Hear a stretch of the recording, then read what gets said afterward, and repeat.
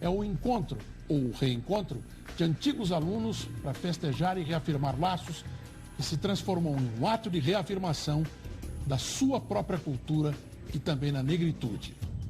Só que em 2020, até essa tradição teve que ser revista. Let the show begin. Homecoming at a historically black college and university is everything. Homecoming itself, it's like being baptized in blackness. It's almost a ritual. It's almost like church. It was a culture shock for me personally because I haven't really been to school with so many black kids, and then to see them just doing all of these great things, I was just like, yeah, this is it. Homecoming is a definite pick-me-up. And homecoming is literally what the word is. Going back. Go back every year. Even go back to how you were in college and no one's going to judge you. There is a buzz in the atmosphere. The vibe. The vibes were unmatched. It is just the absolute best thing ever. So not being able to do that, especially during such a difficult year, we actually won't get to physically see each other in person. But Tuskegee's doing a virtual homecoming. So we don't know what that's going to entail, but I'm excited. 5, 6, 7, 8, 1, 2, 3, 4, 5, 6, down 7, up 8. Yes. So anybody have any questions for the routine? This is the only area I could get internet reception. Do you want me just to type it in the chat? Yes, type it because your service is still kind of going in and out. I think it's a lot tougher than in person. It looks totally different. It feels totally different. And that is hard doing it virtually, but I believe something epic will come out of it. Just give us a little bit of distance between your bell and the microphone. Okay.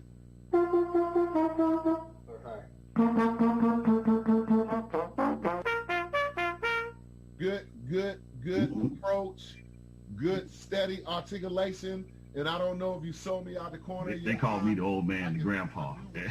Technology was a struggle. So I had to move out the way and, hey, okay, let's set up the Zoom meeting. Okay, I'll make you a host. I'll make you a host. We don't want to sit and waste the time of the students while I'm struggling and everybody else is working. I started at the university in 1995, so this is year 26, so I would imagine 26 homecomings. I pray my math is right.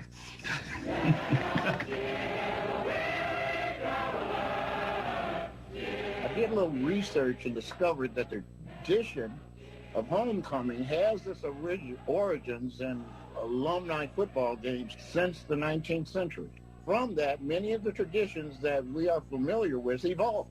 Every day of the week leading up to homecoming, there's always some event at an HBCU. So you have pep rallies, step shows, bands, cheerleaders, like a gospel brunch or something. There's the homecoming fashion show, which is always a very hot commodity. The coronation, the homecoming parade on Saturday morning. You also have, of course, the game, the halftime show. We really, really love to party. Passing out Jell-O shots at 10 o'clock in the morning. People say they don't remember the week at the end of the week. Sunday, you're like, your outfit has to be just so. We tend to have like outfits that match, you know. You better come and you better come correct. I tell all the chicks every now and then, look, if it wasn't for me, you wouldn't be walking around with that little bikini on. So we were flag girls and we wore full uniforms. I said, you know what? We get a whole lot more attention if we had our legs out. So one night we slipped into the band hall, got some old band uniform, and made hot pants. And on homecoming day, we marched in front of the infamous Marching 101 band with our legs out. And we did it in fine style. So for me, it represents the opportunity for women to kind of own who they are. When we started out in 1983, we didn't really know what we were doing. And so we really created our own genre, some ballet foundations, you're doing some lyrical and jazz, and you're incorporating some hip hop. If you ever see any of the dance squads, it is a separate genre. I mean, it kind of bothers me when people downplay the importance of women expressing themselves through dance, because it's just so much more than that. In all HBCUs, we are very family-like. It was like having a second family. I thought I had sisters that I just never met before. I thought I had brothers that I just never met before. Anyone who goes to Howard is my cousin. Somewhere down the line, like, oh, you went to Howard? Like, hey. So Kamala Harris being the VP nominee is very exciting. And the Howard community, when that was announced, all my friends were so annoyed with me because they will never hear the end of that. Homecoming is actually a very contested topic in my house because my dad went to A&T, so they have GHO, the greatest homecoming on earth, so they say. Oh, no, whoa! I'll be honest with you, I do believe that every homecoming brings something different to the table. But I know that ours is the best. Virginia State University has the best homecoming. So when you go to homecoming, it's all about FAMU. I don't know about FAMU, but I know Hampton and Howard, we have this ongoing rivalry with each other. We go back and forth with who's the real HU. Ludacris said, I'll never miss the homecoming at Howard.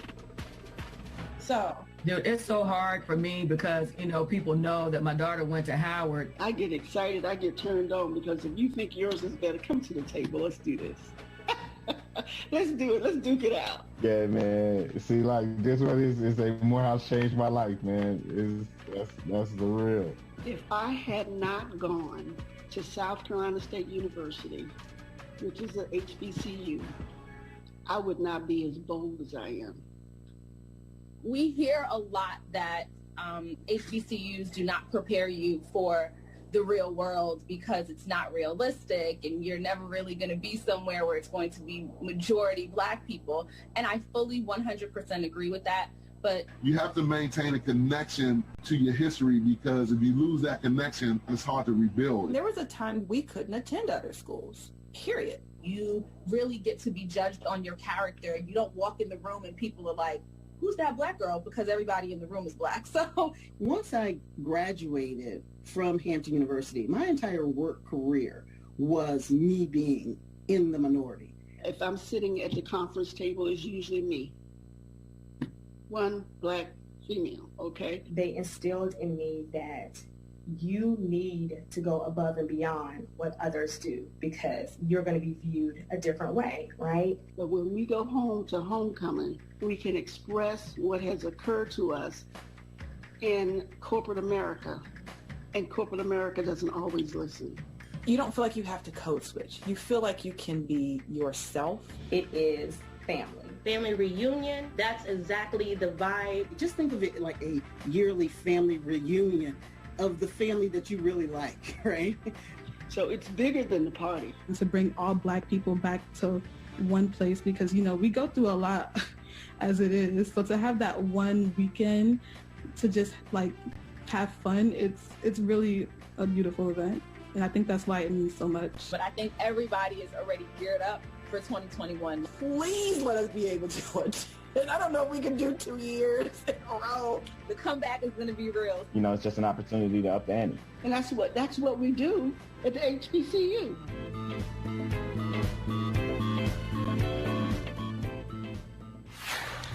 Que no próximo ano tudo já tenha voltado à normalidade e que esse pessoal consiga fazer um homecoming e valha por 2.